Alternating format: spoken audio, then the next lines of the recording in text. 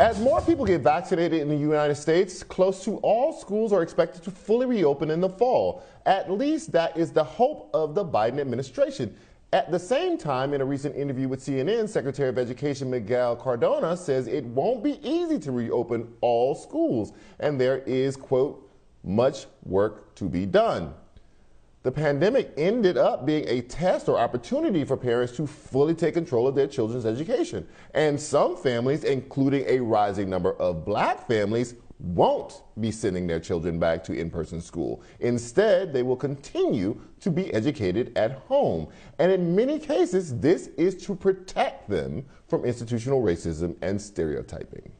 Across the country, the black community has been leading the way in homeschooling. This has been the case for some time now. A recent U.S. Census Bureau report shows that homeschooling rates increased among black families from 3.3% in the spring of 2020 to 16.1% in the fall of 2020.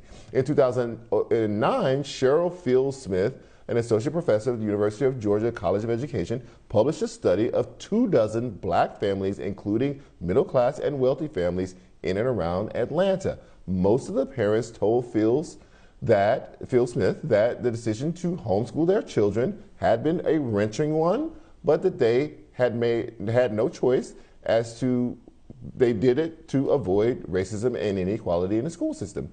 According to this study, even in wealthy families, parents said their kids were frequently punished or seen as troublemakers. In some cases, students have been inappropriately recommended to special education classes or medication. Other students were bullied. So, for some black parents, the pandemic takes a back seat when they make a decision to send their children physically back to school or not. Joining me to discuss more is Casey Parks, contributing writer for The New Yorker. So, I was actually shocked by this. I did not know so many black families were turning to homeschooling and that so many were choosing not to send their children back to in-person learning. Why is this?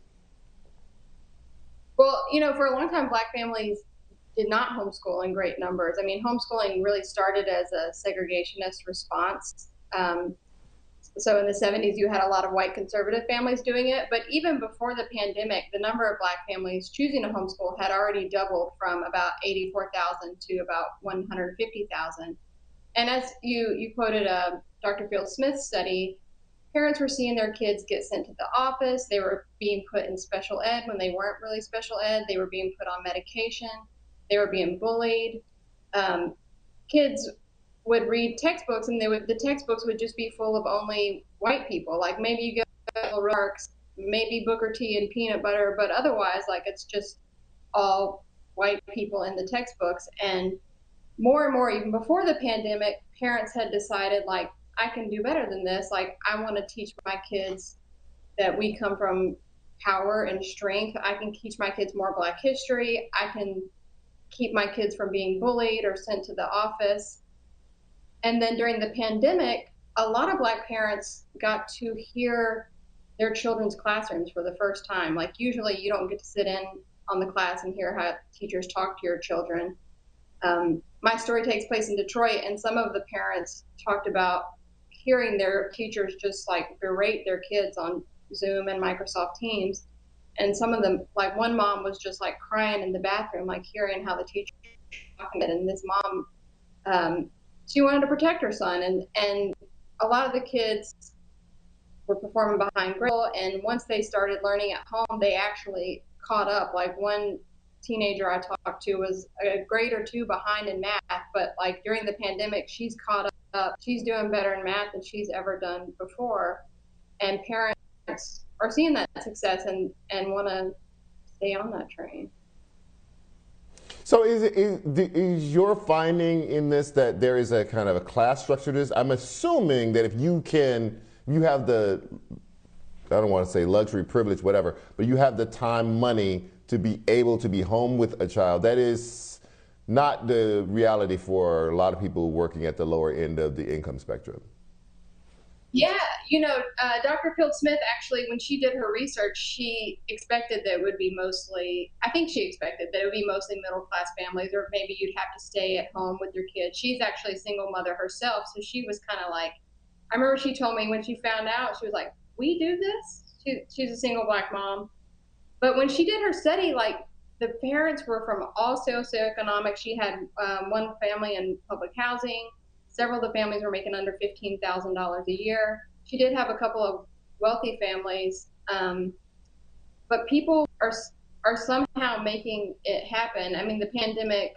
Quite a few of the families that I met in Detroit, they were home not by choice. Some of them had been laid off from Chrysler, but I think if you have teenagers, it's easier to do. I'm not sure how they will all balance it once they go back to school, but some parents have decided that it's just worth it because they remember from their own schooling experiences like what went wrong for them, and they want better for their children. And some of them are deciding better is staying at home.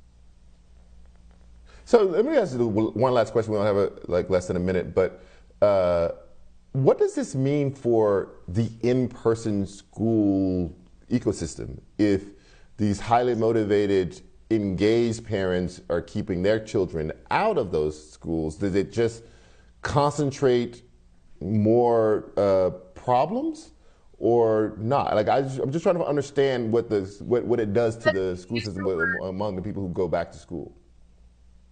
Yeah, you use the word wrenching. I mean, parents were really agonized before doing this. I mean, just from a financial standpoint, when they homeschool, the schools lose like $8,000 per student. So you're hobbling that school, which might mean teachers lose their jobs or kids have fewer supplies in the schools. But also, yeah, I mean, the parents in Detroit, these are highly engaged parents. They were volunteering at the schools. And some of them are still volunteering and still showing up to support the schools, even though they've pulled their children out. But school systems are definitely worried about losing these parents and, frankly, the money that comes attached to the children. Casey, thank you so much. This is very illuminating. I learned something tonight. Thank you very much for being here.